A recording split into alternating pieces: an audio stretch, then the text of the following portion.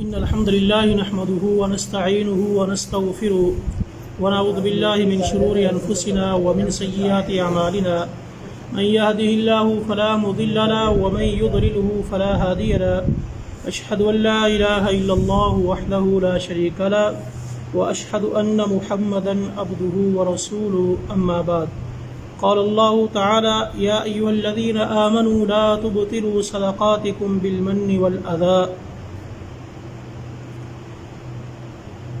اللہ رب العالمین ارشاد فرماتے ہیں اے ایمان والو، اپنے صدقات و خیرات کو دیگر اعمال کو تکلیف دے کر اور احسان جتلا کر ضائع مت کرو۔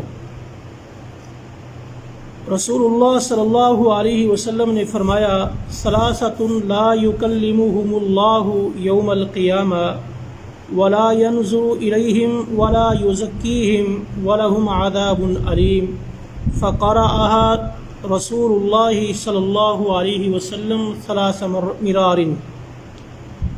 آپ صلی اللہ علیہ وسلم نے فرمایا کہ اللہ رب العالمین قیامت کے دن کچھ ایسے لوگ ہوں گے جن سے نہ بات کرے گا، ولا ينظر إليهم نہ ان کی طرف دیکھے گا، ولا یزکیہم نہ ان کا تزکیہ نفس کرے گا، وَلَهُمْ عَذَابٌ أَلِيمٌ اور ان کے لیے درد دینے والا عذاب ہوگا۔ رسول اللہ صلی اللہ علیہ وسلم نے قرآن مجید کی اس آیت کو 3 مرتبہ پڑھا۔ ابو ذر غفاری رضی اللہ تعالی عنہ پاس بیٹھے تھے، کہتے ہیں کہ خوابوا و خسروا من ہم یا رسول اللہ، اے اللہ کے رسول صلی اللہ علیہ وسلم، کون وہ لوگ ہیں جو برباد ہو جائیں، خسارے میں پڑ جائیں، کون ہیں وہ لوگ؟ آپ نے فرمایا المبسل، ایک وہ بندہ جو اپنا تہبند، اپنا ازار، اپنی شلوار، چادر، پینٹ کو ٹخنے سے نیچے لٹکاتا ہے۔ والمنان، دوسرا وہ آدمی جو احسان کرنے کے بعد احسان جتلاتا ہے۔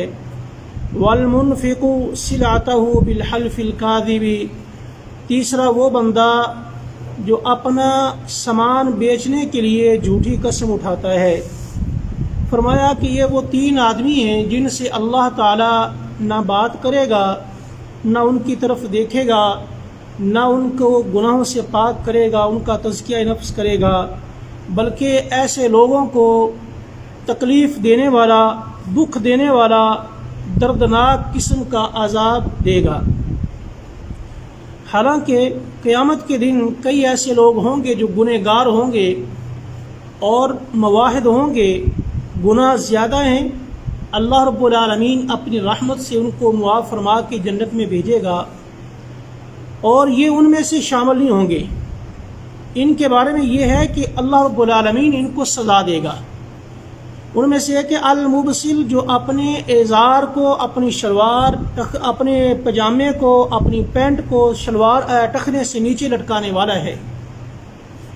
یہ ٹخنے سے نیچے شلوار لٹکا کے چلنا یہ تکبر کی علامت ہے، کیونکہ دیگر احادیث کے اندر موجود ہے، نبی کریم صلی اللہ علیہ وسلم نے فرمایا اللہ رب العالمین اس بندے کی طرف دیکھے گا نہیں، من جر ثوبہ خیلا، جس بندے نے تکبر کی بنا پہ اپنے کپڑے کو اپنے ٹخنے سے نیچے لٹکایا۔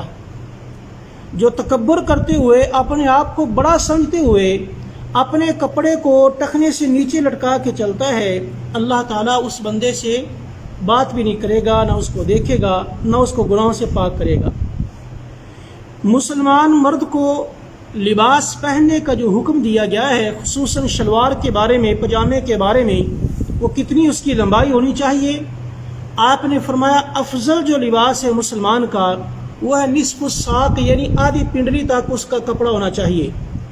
آدھی پنڈلی تک کپڑا ہونا، آدھی پنڈلی ننگا کرنا، یہ افضل ترین اس کے لباس کی علامت ہے۔ اور کم از کم جو اس کی مقدار ہے وہ ہے ٹخنے کے برابر، ٹخنے سے نیچے نہیں ہونا چاہیے۔ ٹخنے کے برابر جو ہے نا، یہ آخری اس کی لمٹ ہے، اس سے نیچے جائے گا تو یہ انسان مجرم ہوگا، گنہگار ہوگا۔ اور اسی طرح یہ مرد کے بارے میں ہے، لیکن افسوس اس وقت معاشرہ ایک عجیب ہی طرز پہ چل رہا ہے۔ مردوں کو حکم دیا گیا تھا کہ آدھی پنڈلی تک اپنا کپڑا رکھیں، لیکن مردوں نے عورتوں کی مشابہت اختیار کر لی۔ عورتوں کو حکم یہ تھا کہ وہ اپنا لباس مکمل طور پر پہنیں، جبکہ صحابیات نے سوال کیا، یا رسول اللہ صلی اللہ علیہ وسلم، ہماری جو اوپر اوڑھنی ہوتی ہے کتنی لمبی ہونی چاہیے؟ ایک ہے لباس نیچے والا، وہ نہیں، لباس اوپر جو چادر ہوتی ہے جسے اوڑھنی بولا جاتا ہے، وہ کتنی بڑی ہونی چاہیے؟ آپ نے فرمایا کہ تمہارے پاؤں سے نیچے کم از کم 2 بالشت جتنی لمبی ہونی چاہیے، نہیں تو کم از کم 1 بالشت لمبی ہونی چاہیے۔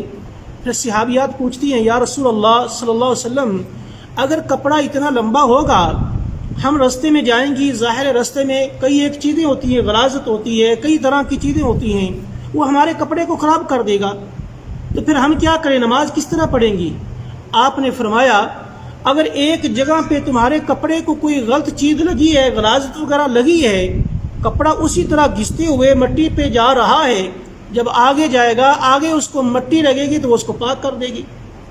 یعنی آپ صلی اللہ علیہ وسلم نے یہ نہیں کہا کہ تم اپنے کپڑوں کو اوپر اٹھا لو، بلکہ یہ کہا کہ آگے مٹی جو لگے گی وہ اس کو پاک کر دے گی۔ یعنی ان کے عذر کو، جو ایک عذر پیش کیا جا رہا تھا، اس کو آپ نے اس کا حل بتا کے ختم کر دیا۔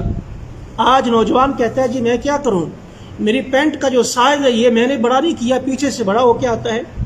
میرے بھائی، آپ کو مکمل اختیار ہے، کوئی اتنا مشکل کام نہیں ہے، اگر بڑا ہے تو آپ کسی درزی کے پاس لے جا کے اس کو چھوٹا کریں، اور یہ کہہ کہ پہننا کہ یہ بڑا ہے، جی سائز بڑا ہے اور یہ میں نہیں اس کو کر سکتا، یہ خراب ہو جائے گا، یہ کوئی عذر نہیں ہوگا۔